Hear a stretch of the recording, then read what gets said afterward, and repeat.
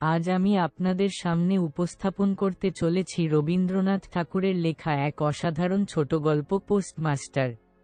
এই গল্পে উঠে এসেছে এক শহুরে যুবকের গ্রামে বদলি হয়ে আসা, তার নিঃসঙ্গ জীবনের পাশে দাঁড়ানো এক ছোট মেয়ের আন্তরিক ভালোবাসা, এবং শেষমেশ সেই ভালোবাসা থেকে মুখ ফিরিয়ে নেওয়ার করুণ পরিণতি। গল্পটি আমাদের মনে করিয়ে দেয় সম্পর্কের গুরুত্ব এবং সেই সম্পর্ক ভাঙার যন্ত্রণাকে। রবীন্দ্রনাথ তার সহজ ভাষা আর গভীর অনুভূতির মাধ্যমে আমাদের নিয়ে যান এক নিঃশব্দ আবেগের জগতে।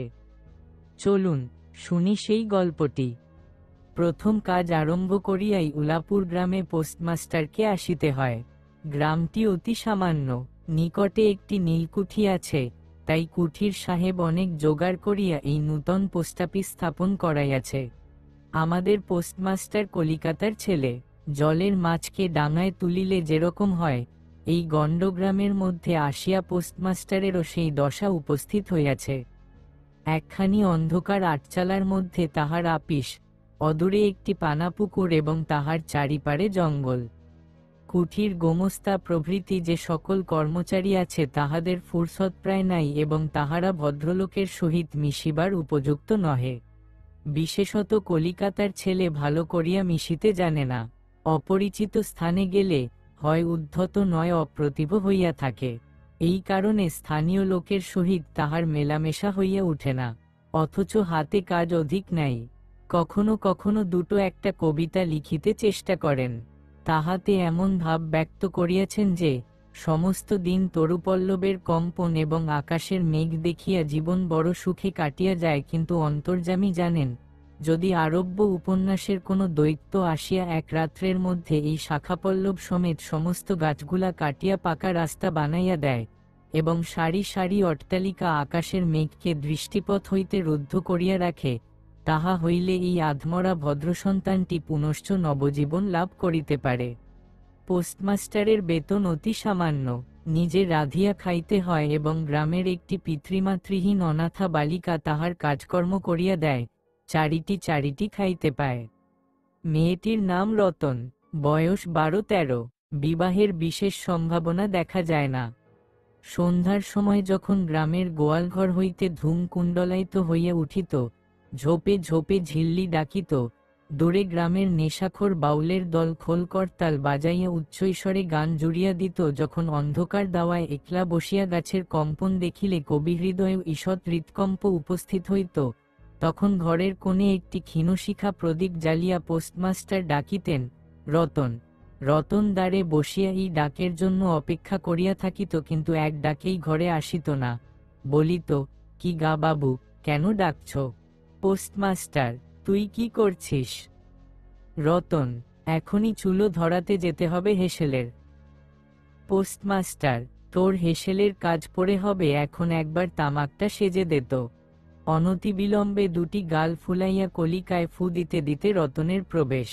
হাত হইতে কলিকাটা লইয়া পোস্টমাস্টার ফস করিয়া জিজ্ঞাসা করেন, আচ্ছা রতন, তোর মাকে মনে পড়ে? সে অনেক কথা, কতক মনে পড়ে, কতক মনে পড়ে না।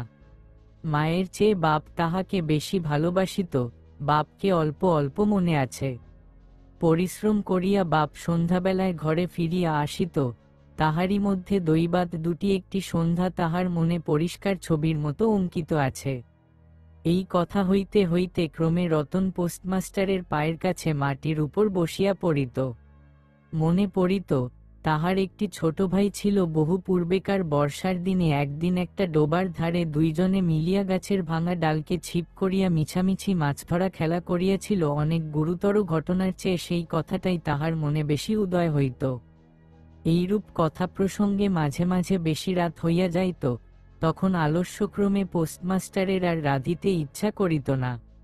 সকালের বাসি ব্যঞ্জন থাকিত এবং রতন তাড়াতাড়ি উনুন ধরাইয়া খানকয়েক রুটি সেকিয়া আনিত, তাহাতেই উভয়ের রাত্রের আহার চলিয়া যাইত। একদিন সন্ধ্যাবেলায় সেই বৃহৎ আটচালার কোণে আপিসের কাঠের চৌকির উপর বসিয়া পোস্টমাস্টারও নিজের ঘরের কথা পাড়িতেন, ছোট ভাই, মা এবং দিদির কথা, প্রবাসে একলা ঘরে বসিয়া যাহাদের জন্য হৃদয় ব্যথিত হইয়া উঠিত তাহাদের কথা। যে সকল কথা সর্বদাই মনে উদয় হয় অথচ নীলকুঠির গোমস্তাদের কাছে যাহা কোনোমতেই উত্থাপন করা যায় না, সেই কথা একটি অশিক্ষাতা ক্ষুদ্র বালিকাকে বলিয়া যাইতেন, কিছুমাত্র অসঙ্গত মনে হইত না। অবশেষে এমন হইল, বালিকা কথোপকথনকালে তাহার ঘরের লোকদিগকে মা, দিদি, দাদা বলিয়া চির পরিচিতের ন্যায় উল্লেখ করিত। এমন কি, তাহার ক্ষুদ্র হৃদয়পটে বালিকা তাহাদের কাল্পনিক মূর্তিও চিত্রিত করিয়া লইয়াছিল। একদিন বর্ষাকালে মেঘমুক্ত দ্বিপ্রহরে ঈষৎ তপ্ত সুকোমল বাতাস দিতেছিল, রৌদ্রে ভিজা ঘাস এবং গাছপালা হইতে এক প্রকার গন্ধ উত্থিত হইতেছিল।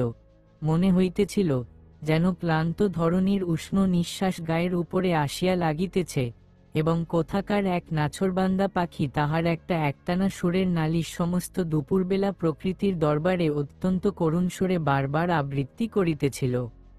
পোস্টমাস্টারের হাতে কাজ ছিল না সেদিনকার বৃষ্টিধৌত মসৃণ চিক্কণ তরুপল্লবের হিল্লোল এবং পরাভূত বর্ষার ভগ্নাবশিষ্ট রৌদ্রশুভ্র স্তূপাকার মেঘস্তর বাস্তবিকই দেখিবার বিষয় ছিল। পোস্টমাস্টার তাহা দেখিতেছিলেন এবং ভাবিতেছিলেন, এই সময় কাছে একটি কেহ নিতান্ত আপনার লোক থাকিত হৃদয়ের সহিত একান্ত সংলগ্ন একটি স্নেহপুত্তলী মানব মূর্তি। ক্রমে মনে হইতে লাগিল, সেই পাখি ওই কথাই বারবার বলিতেছে এবং এই জনহীন তরুচ্ছায়ানিমগ্ন মধ্যাহ্নের পল্লব মর্মরের অর্থ কতকটা উইরূপ। কেহ বিশ্বাস করে না এবং জানিতেও পায় না, কিন্তু ছোট পল্লীর সামান্য বেতনের সাব পোস্টমাস্টারের মনে গভীর নিস্তব্ধ মধ্যাহ্নে দীর্ঘ ছুটির দিনে এইরূপ একটা ভাবের উদয় হইয়া থাকে। পোস্টমাস্টার একটা দীর্ঘনিশ্বাস ফেলিয়া ডাকিলেন, রতন। রতন তখন পেয়ারাতলায় পা ছড়াইয়া দিয়া কাঁচা পেয়ারা খাইতেছিল। প্রভুর কণ্ঠস্বর শুনিয়া অবিলম্বে ছুটিয়া আসিল, হাঁপাইতে হাঁপাইতে বলিল, দাদাবাবু, ডাকছ? পোস্টমাস্টার বলিলেন, তোকে আমি একটু একটু করে পড়তে শেখাব, বলিয়া সমস্ত দুপুরবেলা তাহাকে লইয়া স্বরে আ করিলেন, এবং এইরূপে অল্পদিনেই যুক্ত উত্তীর্ণ হইলেন। শ্রাবণ মাসে বর্ষণের আর অন্ত নাই। খাল বিল নালা জলে ভরিয়া উঠিল। অহর্নিশি ভেকের ডাক এবং বৃষ্টির শব্দ। গ্রামের রাস্তায় চলাচল প্রায় এক প্রকার বন্ধ, নৌকায় করিয়া হাটে যাইতে হয়। একদিন প্রাতঃকাল হইতে খুব বাদলা করিয়াছে। পোস্টমাস্টারের ছাত্রীটি অনেকক্ষণ দ্বারের কাছে অপেক্ষা করিয়া বসিয়াছিল, কিন্তু অন্যদিনের মতো যথাসাধ্য নিয়মিত ডাক শুনিতে না পাইয়া আপনি খুঙ্গিপুঁথি লইয়া ধীরে ধীরে ঘরের মধ্যে প্রবেশ করিল। দেখিল, পোস্টমাস্টার তাহার খাটিয়ার উপর শুইয়া আছেন, বিশ্রাম করিতেছেন মনে করিয়া অতি নিঃশব্দে পুনশ্চ ঘর হইতে বাহিরে যাইবার উপক্রম করিল। সহসা শুনিল, রতন। তাড়াতাড়ি ফিরিয়া গিয়া বলিল, দাদাবাবু, ঘুমোচ্ছিলে? পোস্টমাস্টার কাতরস্বরে বলিলেন, শরীরটা ভালো বোধ হচ্ছে না, দেখ তো আমার কপালে হাত দিয়ে। এই নিতান্ত নিঃসঙ্গ প্রবাসে ঘনবর্ষায় রোগকাতর শরীরে একটুখানি সেবা পাইতে ইচ্ছা করে। তপ্ত ললাটের উপর শাখাপ্রা কোমল হস্তের স্পর্শ মনে পড়ে। এই ঘোর প্রবাসে রোগযন্ত্রণায় স্নেহময়ী নারী রূপে জননী ও দিদি পাশে বসিয়া আছেন, এই কথা মনে করিতে ইচ্ছা করে, এবং এ স্থলে প্রবাসীর মনের অভিলাষ ব্যর্থ হইল না। বালিকা রতন আর বালিকা রহিল না। সেই মুহূর্তেই সে জননীর পদ অধিকার করিয়া বসিল, বৈদ্য ডাকিয়া আনিল, যথাসময়ে বটিকা খাওয়াইল, সারারাত্রি শিয়েরে জাগিয়া রহিল, আপনি পথ্য রাধিয়া দিল, এবং শতবার করিয়া জিজ্ঞাসা করিল, হাগো দাদাবাবু, একটুখানি ভালো বোধ হচ্ছে কি? বহুদিন পরে পোস্টমাস্টার ক্ষীণ শরীরে রোগশয্যা ত্যাগ করিয়া উঠিলেন, মনে স্থির করিলেন, আর নয়, এখান হইতে কোনো মতে বদলি হইতে হইবে। স্থানীয় অস্বাস্থ্যের উল্লেখ করিয়া তৎক্ষণাৎ কলিকাতায় কর্তৃপদের নিকট বদলি হইবার জন্য দরখাস্ত করিলেন। রোগসেবা হইতে নিষ্কৃতি পাইয়া রতন দ্বারের বাহিরে আবার তাহার স্বস্থান অধিকার করিল, কিন্তু পূর্ববৎ আর তাহাকে ডাক পড়ে না। মাঝে মাঝে উকি মারিয়া দেখে, পোস্টমাস্টার অত্যন্ত অন্যমনস্কভাবে চৌকিতে বসিয়া অথবা খাটিয়ায় শুইয়া আছেন। রতন যখন আহ্বান প্রত্যাশা করিয়া বসিয়া আছে, তিনি তখন অধীর চিত্তে তাহার দরখাস্তের উত্তর প্রতীক্ষা করিতেছেন। বালিকা দ্বারের বাহিরে বসিয়া সহস্রবার করিয়া তাহার পুরানো পড়া পড়িল, পাছে যেদিন সহসা ডাক পড়িবে সেদিন তাহার যুক্ত সমস্ত গোলমাল হইয়া যায়, এই তাহার একটা আশঙ্কা ছিল। অবশেষে সপ্তাহখানেক পরে একদিন সন্ধ্যাবেলায় ডাক পড়িল। উদ্বেলিত হৃদয়ে রতন গৃহের মধ্যে প্রবেশ করিয়া বলিল, দাদাবাবু, আমাকে ডাকছিলে?